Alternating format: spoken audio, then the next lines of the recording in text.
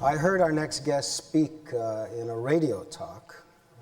It was about the time we were becoming familiar with a number of other initials associated with war. WMD, lately SARS. Randy Larsen's specialty is what he calls asymmetrical warfare. It's what people who haven't got the big guns can do to the people who have the big guns. He's endured, I think is the right word, an astonishing 400 combat missions in Cobra gunships, and lived to tell the tale. Remarkable. Randy, would you come up here and help me pronounce the word epidemiology? I had a hard time with that. Epidemiology. Thank you, Moses. Great pleasure to be in Toronto. Three decades in the military, I'm very good at following rules, and Jennifer's been sending me all these guidelines since I agreed to do this 3 months ago. And this system here, I'm very used to the light system. I do a lot of testimony in front of congressional committees, and they have the same system, green, yellow, red. I think the difference is, though, when I start saying things the committee chairman doesn't like, the red comes on much sooner. You don't do that, do you, Moses? Okay. We'll stick to the time here. And the other thing she said, dress down, not dress up. Okay, for Washington, D.C., this is severe dressing down, okay? We wear ties to mow our yard up there, okay? So it's very nice to be informal. And she said, feel free to change what you want to talk about. If you don't want to talk about biowarfare, talk about music or anything you want. So I'm going to bounce around a little bit. The presentations this morning were just fantastic, weren't they? I mean, this is my first IdeaCity. This is incredible to come here and talk about that. How many people want to go to Mars? I can't see you out there because of the lights. How many people want to go to Mars? Okay, now let me put it, I like the lights better like that. I like to see who I'm talking to. Now, let me say this in perspective. When I step on Mars, I lose 120 pounds. How many people now want to go to Mars, huh? And Dave talked about flying the space shuttle. I first started flying in 1965. I've flown helicopters, and I used to fly the Vice President in Air Force Two and all kinds of different airplanes. And I can't imagine what it was like to strap on a rocket ship and go into space. I just can't. But he brought back some fond memories when he showed the picture of the T-38, what we call the little white rocket. It's just a little supersonic trainer. I got to spend 4 years flying that airplane, teaching other people how to fly it, and to be 9 miles high. Now, it's not 110 miles high, but 9 miles high, flying across the United States at night, and 2 miles below you, there's 100 miles wide of thunderstorms. And to see thunderstorms from God's perspective is really different. I can't imagine what space would be like. And to chase your wingman on a day when there's little puffy clouds and you're playing hide-and-go-seek around the clouds. It brought back memories. It was the most fun I ever had. At least the most fun I ever had with my clothes on, I guess. But it was a wonderful experience. But now, so I spent 30 years in the military either flying airplanes or studying national security. My last job on active duty, I was chairman of the military department at the National War College in Washington, D.C. So we take our colonels and give them a master's degree. We try to teach them to think strategically. When Colonel Colin Powell, we helped teach him how to think strategically, and then he went on to become our chairman and now our Secretary of State. But what we used to teach back during the Cold War is outdated now. You know, it's the most difficult thing to teach our students. Usually I get up at the very first of the year and say, you have to understand how things have changed. A young reporter once asked Dr. Albert Einstein, what did your theory of relativity really change? And he thought for a moment, and he said, everything except the way people think. And that's what we are faced with right now. Because most of us here were raised in the Cold War, and we understand how things work in international security, and they're changing, as Moses said, because of asymmetric warfare. And there's several reasons for that, but one of them is technology. And I'm going to talk about that a little bit today. People don't quite understand that, I don't think. And I'm talking about people who spend a lot of time thinking about national security because we've all been raised with this mindset. For instance, 30 years ago, if I were going to talk about a global command and control system where I could command military forces, large units, small units, anywhere in the world, standing here on this stage, it took a superpower like the United States or the Soviet Union to do that. Today, if I want a global command and control system, I just go buy it for about $25. The 19 al-Qaeda terrorists that attacked America on 9/11 went through 135 telephone credit cards that they bought at convenience stores. I could stand on a street corner in Bangkok, Thailand, and coordinate attacks against Los Angeles, Washington, D.C., and Toronto, all for the price of $25. I could sit in an outdoor cafe in Paris and launch a cyber attack that would turn off the lights in Toronto using this. And if you don't think that's true, we did an experiment a few years ago called Eligible Receiver. Most of it's highly classified, but a little of it's leaked to the press, and so I will only talk about what's appeared in the newspaper. That is correct. We got about 3 dozen of our best professional computer hackers from the National Security Administration. And we said, we want you to develop a cyber attack on American military forces. And you can't use any of that top secret stuff you develop out there at NSA. Only things you can download off the internet. And then we said to our Pacific forces, we want you to act like a big exercise like you're deploying to the Korean Peninsula if there were a war. And these 40 hackers completely shut down that deployment. And they turned off the lights in St. Louis, Missouri. So they could do it in Toronto just as easily. And this was stuff they downloaded off the internet. So this equation is changing. So how are we going to deal with this? And there are certain things that really frighten me, and I don't want to terribly frighten you today, but I do want you to understand how things are changing in this world we're looking at, because there's also going to be opportunities on how we're going to deal with it, and that's what ideas are all about. It's not the first challenge we've faced as free people here living in the North American continent. There's been many, and we will succeed in this one, but it's going to take great ideas from great people to do it. Now, people sometimes say, well, yeah, Randy, there'll be car bombs, and there'll be, we had the sniper in D.C. that was shooting people, but what's the probability this is going to happen? And people always ask that. Could I have this first slide here? People always say, and there's a lot of debate, I've been studying national security for about 30 years. The last 10 years, though, I've been specifically studying this new field called homeland security. And it's different. We didn't worry about this stuff in the United States and Canada, for most of our histories. Not since the Brits came and burned our capital in 1814 did we really worry about this. But so now, let me have this first build here. Which should we worry about? Because we've had different big high-level commissions say, well, we should worry about high probability, low consequence. I call those truck bombs. And when these commissions first came out in 97, 98, I said, I'm not worried about that. First of all, we do a pretty good job responding, whether it's an earthquake or a hurricane, God-made or man-made. And we'll do okay. It doesn't kill many people. It doesn't hurt our economy. But there's a few things that could.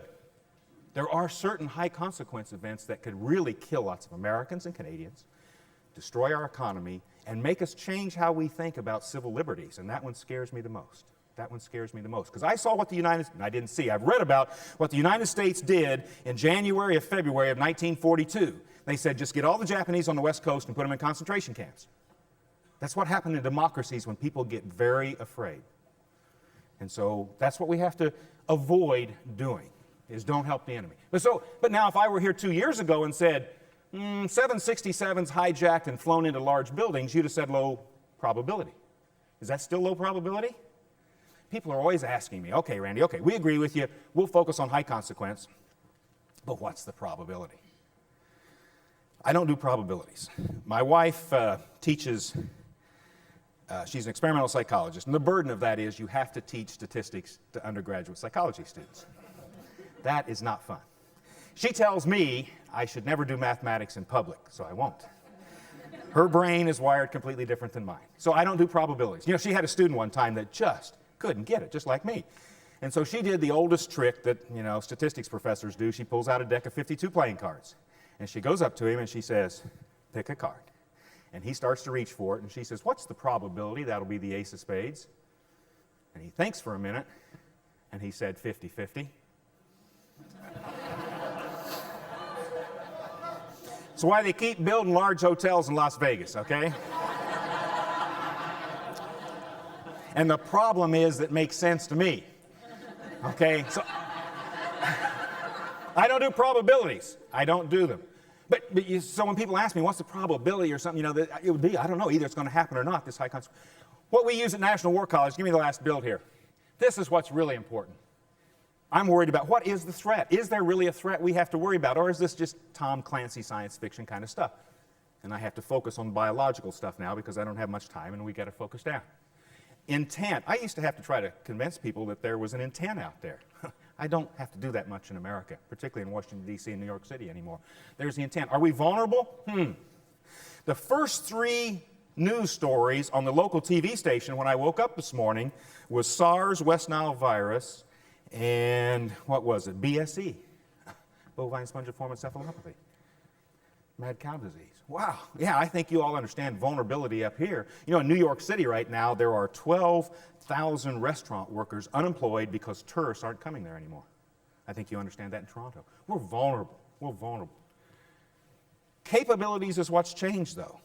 And so I showed you the capabilities of a global command and control system. That's easy for small terrorist organizations to do.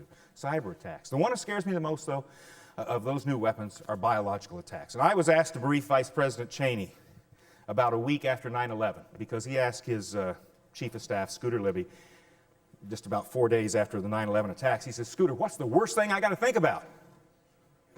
They flew airplanes into our buildings. My God, what are they going to do next? And he said, well, there's a couple guys you better talk to.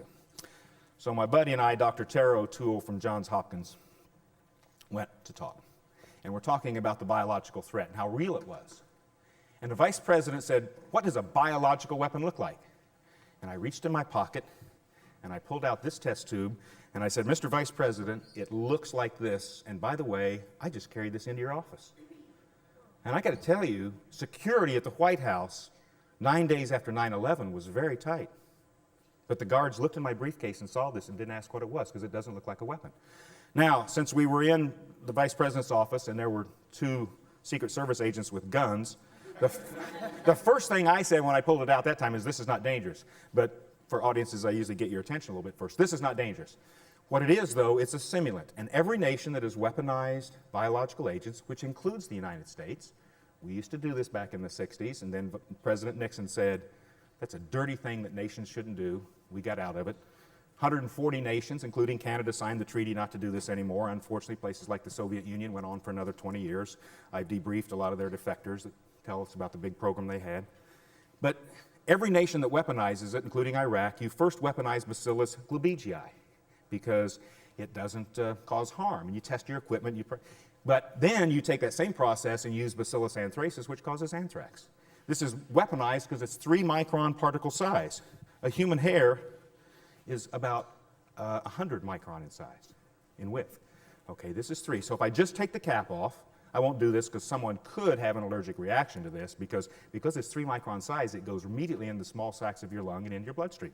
But if I were a terrorist, I'd just take the cap off, and just the suction of pulling the cap off, you would see it come into the air and then it'd disappear at 3-micron size. And by the time we were done in about an hour, everyone in here would have breathed in enough of this. Okay, it's incredible. Less than this contaminated one of our Senate office buildings, had to shut it down for 3 months. It cost $27.5 million to clean it up. That's just for that one building. The 3 postal facilities you probably read about, the bill for cleanup is going to be $300 million. A couple tablespoons of this stuff. Do you see the power? But now what we explained to the Vice President, the big change was it used to take superpower technology to get this down to 3-micron size, keep out the static electricity, and not kill the bacteria. This sample was made in a U.S. government program a few years ago, and they did it with equipment they bought off of labx.com for under $250,000. The scientists had no background in making biological weapons. They were smart guys. PhDs in microbiology, a couple experts in aerosol physics, kind of people you find working in the pharmaceutical industry in most countries. And they made it first time. This changes the international security equation. This will be as fundamental as the invention of gunpowder. That's what we're going to have to learn to live with. Now, that really sounds like doom and gloom. Is that what I'm here to talk about? No, I'm here to tell you about there's a new threat we're going to have to learn to live with. But remember, you could say there was a lot of doom and gloom back in December 1941 in the North American continent. But we survived. We won. Why? Because we had great people with great ideas. We're very fortunate in the United States is that we have some great scientists that are working on this, and it's going to be an international effort. This is not the first challenge we've really had with biology, though. You know, we've had some great scientists here today. We've had people talking about science. But if you were to ask me, Randy Larsen, in my opinion, what's the greatest scientific achievement of the human race? I would say the eradication of naturally occurring smallpox. In 1965, a decision was made that we were going to try to eradicate it. By 1965, more than 250 million people had died worldwide of smallpox. That's more than 250 million people. Before the century was over, according to the World Health Organization, 300 million people died. It used to be the leading cause of blindness. I mean, this is the worst scourge the human race has ever seen. But some people with some fantastic ideas, some vision, some dreamers, some people said, they said, we think we can eradicate it because it has no animal host. If you can make sure that no human being has smallpox, on one day, it's gone forever. And a gentleman by the name of D.A. Henderson, who certainly the most incredible individual I've ever met, led this international effort. What was incredible, this was at the height, in the 70s, at the height of the Cold War between the United States and the Soviet Union, and our best partners in this effort was the United States and Soviet Union scientists. Even though people in the United States and Soviet Union were sitting in buildings planning, throwing thermonuclear weapons back and forth at each other, other people in the scientific community formed a coalition to defeat this worst disease we've ever had. I think it's an incredible accomplishment. Well, what I'm saying is we can use that same sort of genius to protect us. Because you see, we can do nothing about intent, in my opinion, particularly the people in this room. Now, some people say, America, if you'll just change your foreign policy, they'll stop hating you and stop killing you. Well, okay, you want us to change, to be like what Al-Qaeda wants us to be. Okay? We don't let women vote. We don't let them hold office. In fact, we don't even let them get medical care because they're not that important. We don't have freedom of religion. We don't have freedom of speech. And we don't have freedom of the press. No, thank you. I don't want to change. We value those too much, and I know you do here. So that intent's not going to go away as long as we have to deal with a Wahhabi sect and Al-Qaeda. Vulnerabilities, capabilities. We're not going to change capabilities. The genie's out of the bottle. And we can't control it. I love arms control. It worked pretty well. It worked pretty well in the Cold War. You know, it's hard to make plutonium and enriched uranium. I mean, there'll be some leaks someday, but we've done a pretty good job controlling it. But you can't control this stuff. It exists in nature. We have people die of plague every year in Colorado because rats above the 5,000-foot level tend to carry fleas that have plague. I'm sure you have the same problem in the Rockies here. These things exist naturally. We have anthrax in the soil throughout Kansas, Texas, and Oklahoma. We have to focus on vulnerabilities, and we can do that. And there's some good news, and we're spending billions of dollars in the United States on medical research to do this, and I think it will be successful. Now, Dr. Tony Fauci, who's the head of our National Institute of Health down there, who has been for the past decade one of our leading researchers on HIV/AIDS, he is very excited about all the money that's flowing into smallpox research. Because smallpox kills you the same way AIDS does. It attacks your immune system. And he thinks some of the great breakthroughs we're now going to make in smallpox will also help us with other disease like HIV/AIDS. We saw many spin-offs in our space program and other things like that. So I think there will be great benefit from this money we're spending. But there's one threat that scares me more than biological weapons. Well, I do a lot of TV stuff and the radio stuff here in Canada. And they always like to ask me, what's the greatest threat? Biological warfare, nuclear warfare, chemical, cyber? None of those. None of those. I always love that question on the Hill. Because I think the greatest threat America and Canada probably faces, I know it's America, is uncontrolled spending. If we try to build a risk-free society in America, we'll go bankrupt. Last year on the 4th of July, a deranged gunman showed up at the airport in Los Angeles and fired his gun and killed 3 people, I think, at the El Al ticket counter. Every major TV network called me at home and said, why don't you come on the air and talk about this? Don't we need to move the Transportation Security Administration guards out by the ticket counters now? Okay, and then what, tomorrow to the parking lot? And then to the bus terminal? And then to the train terminal? You know, we made a strange decision when we did this Transportation Security Administration down there. You know, after 9/11, they said, my God, we got to do something to keep bad people off airplanes. So we created the largest federal law enforcement agency in the country. We have 13,000 FBI agents. We now have 53,000 TSA agents. You know, taking my fingernail clippers away. I had a buddy of mine who's a pilot for Delta Airlines. They took away his fingernail clippers at National Airport the other day, and he says, you realize I do have an axe in the cockpit. You see what I mean by uncontrolled spending? You see, the Congress didn't think it through. They said, we got to keep bad people off airplanes. Well, you know, we had screening at airports before 9/11. Some was good, some was bad, some was poor. But we could have improved that a little bit. But the idea wasn't to keep bad people off airplanes. It was to keep bad people from turning airplanes into weapons of mass destruction. I mean, keeping them out of the cockpit. First of all, we had a huge cultural change. Passengers and air crews were taught to cooperate with terrorists before in hijackings because very few people ever got killed. You were inconvenienced a little bit. You may go to Cuba for a few hours, but now it's changed. You know, would you let someone get to the cockpit? I guarantee you my 79-year-old mother won't. You know, she will be in the aisleway stopping them. So I said, you know, let's improve the security of the doors, maybe give guns to the pilots. We could have done that for a lot less than the $5.5 billion we're spending a year. We only got so much money. I got a minute left. I was supposed to be an op-ed piece in the Globe and Mail today. For some reason, it wasn't in there. Hopefully, it'll be there tomorrow. I wrote this a few months ago, but then the war started and it got preempted. We have a lot of people in our Congress that keep saying, we got to secure the borders. It's going to destroy our economies. You know, Canada is our largest trading partner. I keep telling them up on the Hill, I don't want don't spend my tax money building a Imagino Line along the 7,500 miles of border between the United States and Canada and the United States and Mexico. You remember what the Germans did? The French built the Imagino Line, the Germans drove around it.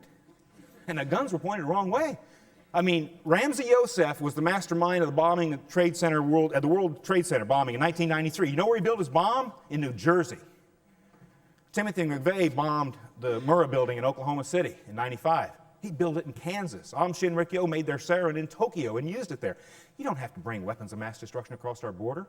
But I'm concerned that we will waste money trying to build a Maginot Line between the United States and Canada. It will disrupt our economy. It's so important that we have this just-in-time arrival for automobile plants and everything else, that it works. And we'll waste the money and not be more secure. So we have to change the way we think. Borders don't mean as much as they did in the 18th century.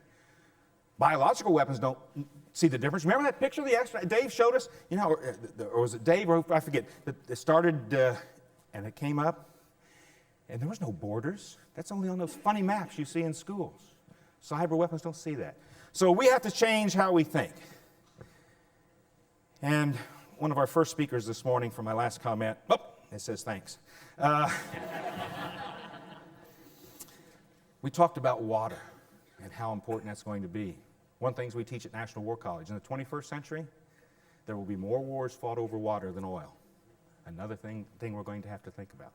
So, I don't want to scare you. The first time my mom heard me speak about biological warfare, I went on for about an hour and a half, and when she got done, she came up to me and said, "My God, son, how do you sleep knowing all that?" I said, "Mom, I sleep just like a baby. I wake up screaming every 3 hours." My goal was not to scare you, but to help you think, because there are challenges we're going to face from Mother Nature, SARS, BSE, and from people who want to do us harm, but people with great ideas, particularly those young folks. I'm still confident.